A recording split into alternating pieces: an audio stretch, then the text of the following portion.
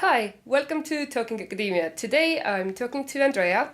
Me and Andrea did the same undergraduate at King's College London. We both studied linguistics and now we're both at Cambridge. So while I'm still studying linguistics, Andrea is doing something completely different. So, hi Andrea. Hi, Ula. Thank you for coming. So what is it that you do in Cambridge? So I'm doing a postgraduate certificate in education and I'm doing the general primary teaching route. So I'm training to be a primary school teacher. Basically, it's just a 1-year course. It goes by really quickly and it's very intense because it's just 1 year. It's a mix of professional placements. So we have 3 main school placements and then we also attend lectures and seminars back in the faculty. So after 1 year, you will be certified to teach in primary school. Yes, so after this 1 year, I would get like qualified teacher status, but then I still have to undergo 1 year of where I'll be a newly qualified teacher and I'll have a mentor who would still have to like observe my lessons and see how I'm doing. So it's kind of like a 2-year process, but the actual placement and attending lectures is just 1 year. That's exciting. So what made you change from linguistics to primary school teaching? Well, I've known for quite a while that I've always wanted to be a primary school teacher. I think since I was 16 years old, around there, because I used to go on annual mission trips to Cambodia where I visit a primary school. And I think I've been there for about 5 years. I went there 5 years in a row and we used to teach them different subjects like English, maths and science. And I just really enjoyed interacting with the children and teaching them different subjects. Even though there was like a language barrier, they were still so enthusiastic about learning. So that was really my first experience of teaching. And then also to explore my interest further, before my undergraduate studies, I worked for 6 months as a teaching assistant in an international school in Singapore where I'm from. And that gave me more experience of being in a primary school and what it's like to work there. And so that really confirmed my passion for teaching. So you knew already before coming to study like linguistics at King's that you actually want to do primary school teaching? Yeah, pretty much. I mean, I think I did consider at one point starting with a BA in education, but I thought that would be maybe too narrow. So I thought I'd do something else that I could then apply to teaching. So I'm really glad I chose linguistics. I mean, how I stumbled upon it is that I did English language and literature for my A-level equivalent, and I really enjoyed the linguistics part of it. So that's how I kind of decided to study linguistics. Uh-huh.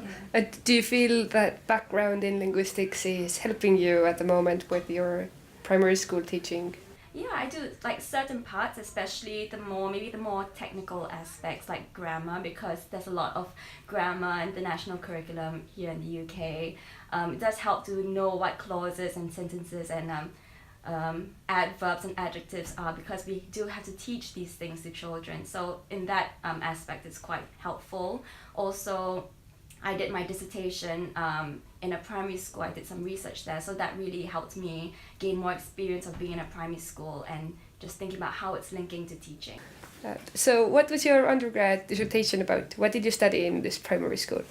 So I looked at the home and school literacy practices of Year 5 children in a particular school in London. Basically, I was inspired by the research of Shirley Bryce Heath, who studied how children, how their lives, what they did in their own home communities and at home differed from what they were learning in school, and how these two contexts were very different and they were kind of disconnected. So I was interested in seeing the kind of literacy that children were exposed to at home. For example, what books they read, if they're religious, what kind of prayers they do, what video games they play, because nowadays almost all children are playing lots of computer games, and how that contrasts with what they learn in school, especially during their literacy lessons. So what I found that is that in school it's more focused on grammar, it's more focused on very technical parts of English, I would say, and especially since it was Year 5, they were sort of preparing for their SATs, which is like a major exam. And then at home, they would do more video games, and they had their own interests, they didn't really have the opportunity to explore those interests in school. So even the teacher said like she would love to incorporate some lessons on maybe how to communicate online sending emails, writing blogs, even writing a CV, but there weren't really opportunities for that, I guess. So there was a bit of a disconnect between the home and school literacy practices of children. Yeah. Mm-hmm. Just to clarify, because I'm not from UK system, what age is year 5? Oh, sorry, year 5, that would be 9 to 10 years old. Okay. So, because I'm a training to be a primary school teacher, so that's 5 to 11 years old. 5 to 6 is year 1, and then 10 to 11 is year 6. Okay. Cool. And when you teach at primary school, are you exposed to similar problems or issues here? You mean... Yeah, like literacy-wise? Or is there a similar disconnect between home or children's own interest and the curriculum interest? I would think so. Actually, it's quite interesting because we've had some opportunities to really explore more of what children are exposed to at home and the kind of things that they're exposed to in school. For example, I just had a really, really short 1-week placement, and during that placement, we were supposed to do a pen portrait of one student. So that means we had to look at their attitudes towards learning in school, what they enjoy doing at home in school, and also talk to the parents and talk to the teacher and get this whole the view of the child from different perspectives. And so I learned that this child really enjoyed playing a certain game called Fortnite on his Nintendo Switch, but there weren't really any opportunities for the teacher or the class to explore their kind of interest on these kinds of technological devices in school. I mean, I guess it's kind of understandable, because why would you learn about video games in school? But I guess one way you could make it more connected is to introduce more technology, the use of more technology during different lessons, which some schools are starting to do. Do you know if playing video games is actually boosting children's literacy skills, or does it have negative impact? I don't think it has any impact on their literacy skills. I haven't really looked into this particular topic, but I don't really think it has much impact on it. Okay. I don't think it makes them more violent either. But I guess it can equip them with different skills, not only in literacy, but maybe in maths. I guess it depends on what kind of video games they're playing.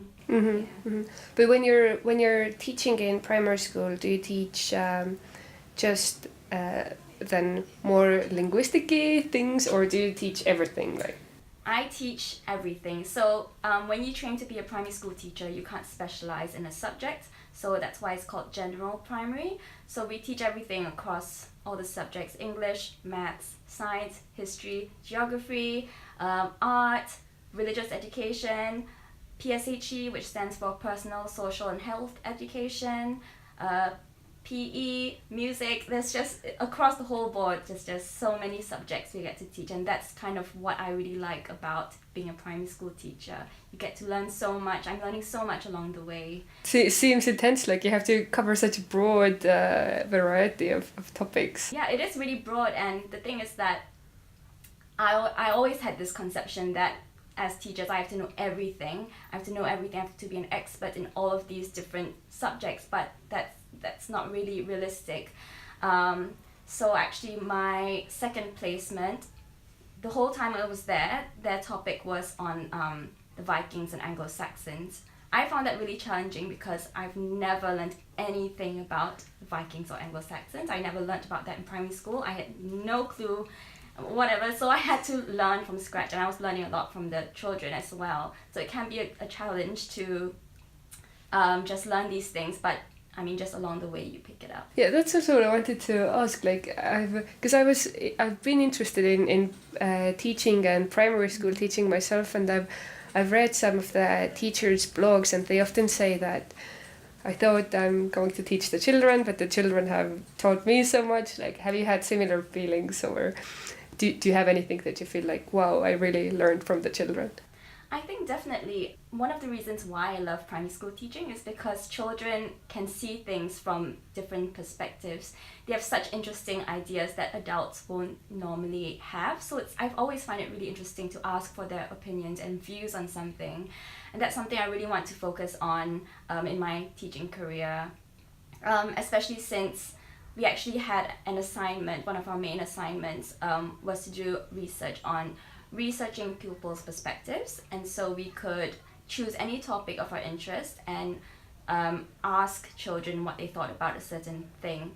So, for example, what I did in my research is I was interested in classroom displays, and what they thought of what was on their walls. You know, some classrooms are just so colorful. They have so many things all over the walls about the work that they've done, just to remind them, and then they've got posters and just so many things, and it's just so different from my primary school experience. And so I was interested in knowing what they thought about it, whether they thought it would affect their learning and how they use it in their learning. So yeah, I think children do offer so much that they can teach us, and I really enjoy hearing their perspective. What was their general view on classroom, like displacement? Or Okay, so I found out that they really appreciated having all of their work on display, and they did use it in their learning. I think a big part of it was because the teacher constantly sort of modeled how to use things on the working wall, on the English and Maths working wall, to help them in their learning. And it helped them to be more independent and be more autonomous. So instead of maybe asking for help, they knew where to look if they needed some guidance. They would look up at the times table poster or something, and then they would be able to figure something out. They would be able to reflect on what they've learned in previous lessons and then apply that to their own learning. So I thought, yeah, I found out that they do. It is actually quite helpful, but it depends on the context, because I've been in classrooms where teachers just leave it up there, they don't really talk about it, and eventually it just becomes wallpaper. So it's really up to the teacher to make it an active learning process for the children. everything you're saying seems like it sounds very relatable. I really, I can fit it all into my primary school sort of experience context, and I've had similar feelings. I think that your students have sort of expressed. That's cool. So you've talked about school placement, and you've talked about your own research. What is the general structure of this course that you're doing here? Okay, so in Cambridge, it's different from maybe other universities that do this program. But basically, we have 3 main placements. So my 1A placement was 4 weeks long. My Part 1B placement was 8 weeks long. And now I'm on my Part 2 placement, which is also around 8 weeks long. But other than those, we also have day visits to other schools, just to see what they're like to experience education in different contexts. So we have visited quite a number of different schools. And then what's also interesting is that we have 1 week of a specialist placement. So I was in a special school for 1 week, which was really interesting just to get a different perspective. Then we had an enrichment placement, which is going to a school that specializes in something. So for example, I went to a school that had a very creative topic-led curriculum.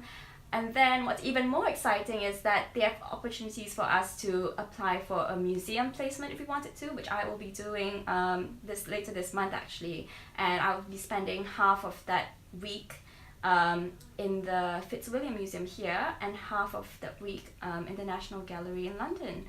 And as part of that, I would be able to bring my class on this placement now on a trip to the Fitzwilliam Museum and just show them around and apply what I've learned from that placement.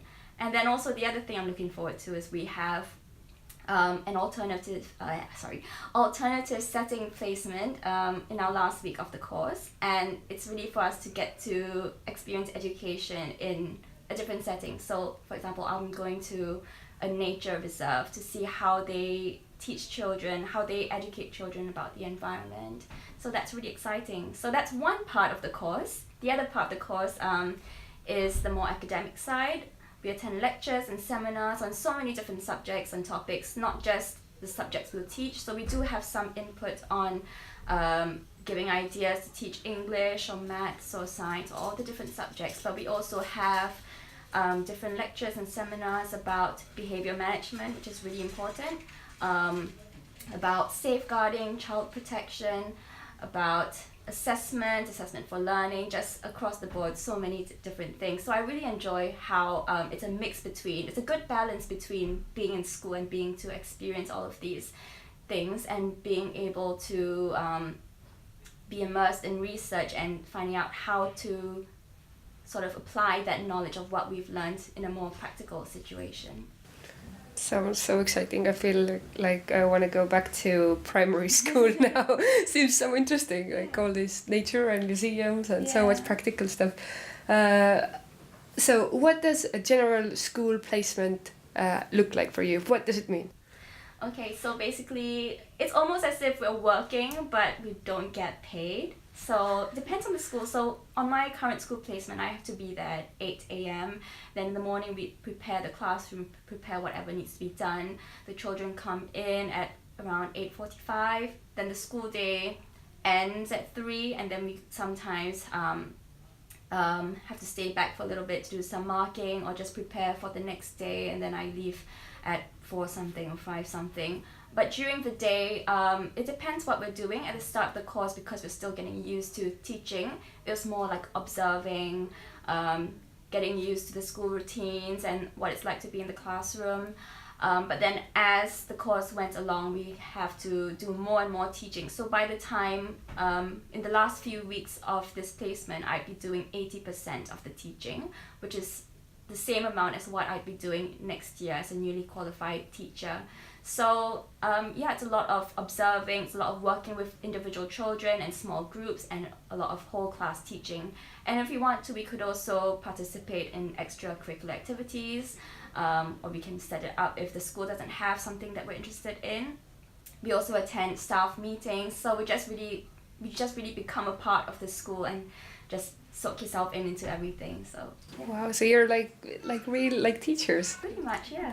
That's exciting. So and you teach everything during the school placement, or are you focused on like one topic more, or like one subject, or because you mentioned all these different disciplines that you're teaching. Does this happen on every placement?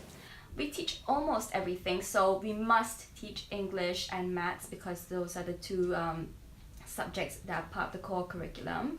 We also have to teach other foundation subjects. So one of my favorite subjects is personal, social and health education, PSHE, because it's really a chance for me to get to know, get to talk about things with students such as friendship or life skills like how to manage your money or just team building. So just I really enjoy that subject. I've also taught quite a bit of art and geography and history. I haven't taught any like modern foreign languages, probably because I don't feel confident teaching like French or Spanish. And also a lot of the time schools have their own specialist teachers who come in to teach those subjects. So just try to teach as many things as I can and expose myself to as many subjects as I can while I'm training. Yeah. And how long is one placement again? So the first placement was 4 weeks. Okay. Second one was 8 weeks. Third one is also kind of like 8 weeks. That's so in total I would have spent 120 days in school. Mm-hmm. Yeah. Quite a long time. I'm just thinking, how easy is it for you to leave after these 4 or 8 weeks?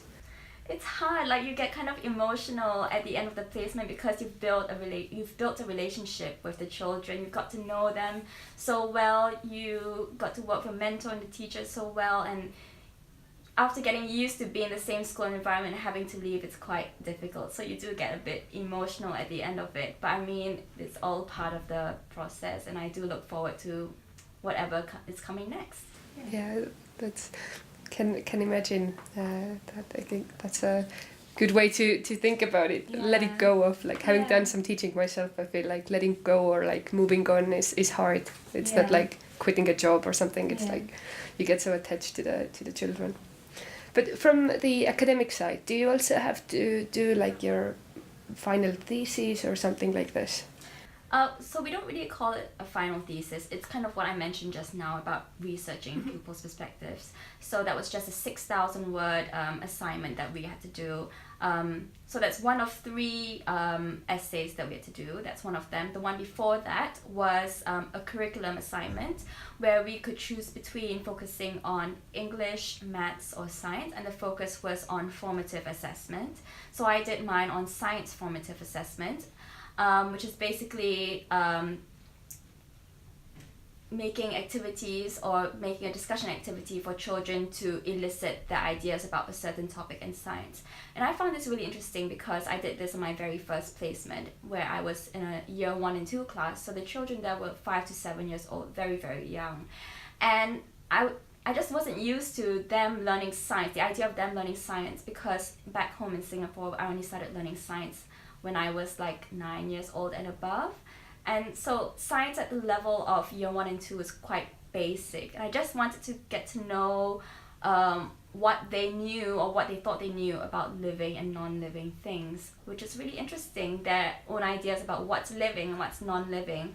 So for example, I showed them a picture of a car, a cat, a tree, a robot, and it's really interesting. They thought that a car was a living thing because they thought that the headlights were the eyes and that the exhaust, the fumes at the back was the car breathing basically. So it's just really interesting to hear how they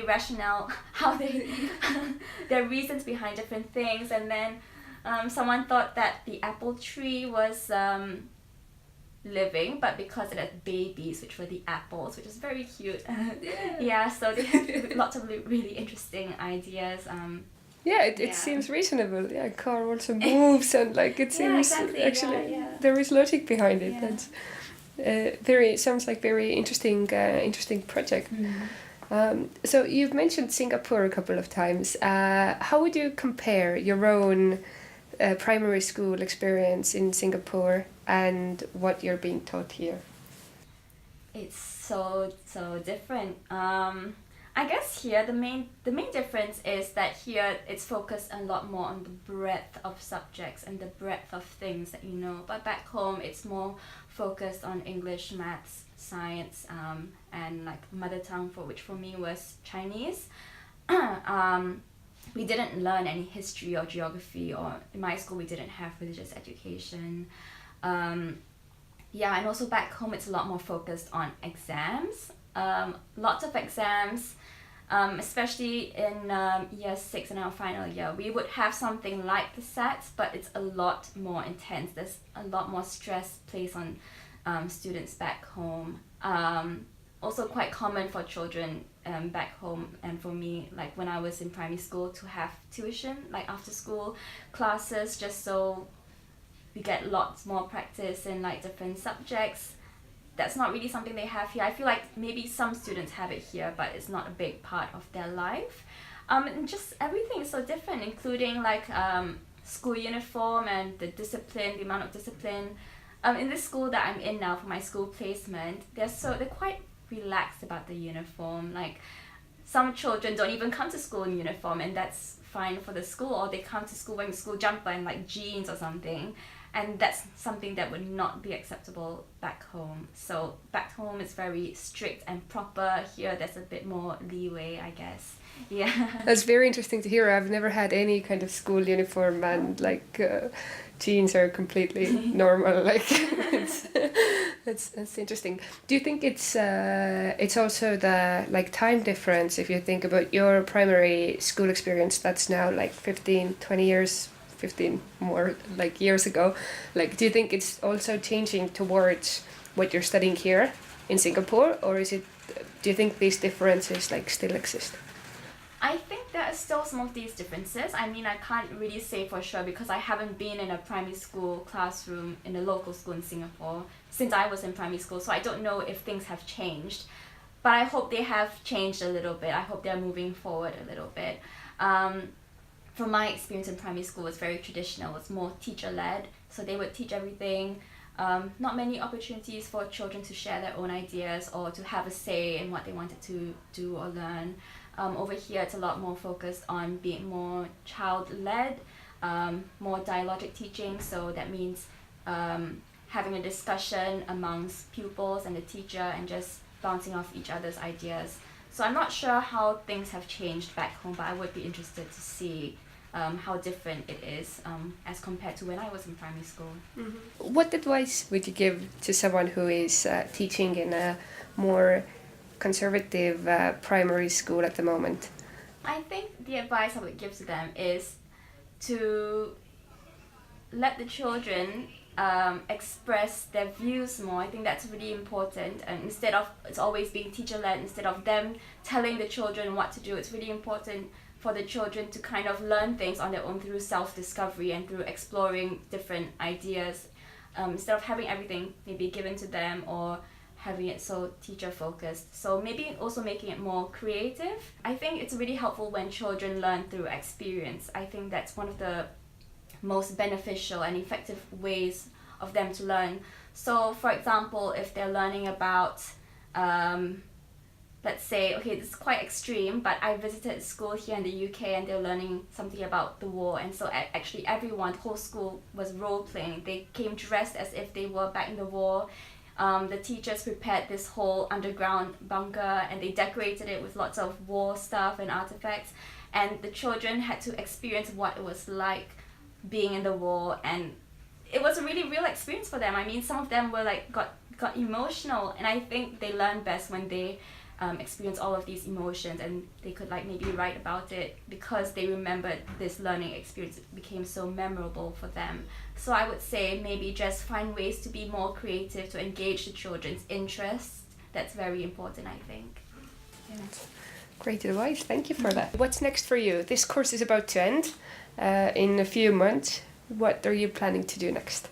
So I am looking for a job. I've been for a few interviews, but haven't quite been successful yet. So I'm still kind of looking for a job, hopefully in the UK, maybe in the Cambridge area, but I'm quite open to wherever. I plan on working here for maybe 3 years, and then I also plan on doing a master's in education, which is kind of linked to my PGCE, because actually a PGCE is pretty much half of a master's. So we could finish it off by doing a master's in education. I would probably do that in researching practice. So that would be 1 year part-time, which means that I would have to teach as per normal and study at the same time, do my own research. I would do that not straight away, but maybe my second year of teaching. Then after that, hopefully I'll go home back to Singapore and teach in international school. Cool, so you have it all figured out. I hope it all works out, yeah. Cool, good luck with that. Thank you. And thank you very much for talking to me today. It was very, very inspiring. Thank you for watching. That was Andrea. It's Talking Academia. Like, share, subscribe. We have Instagram, we have Facebook, and yay!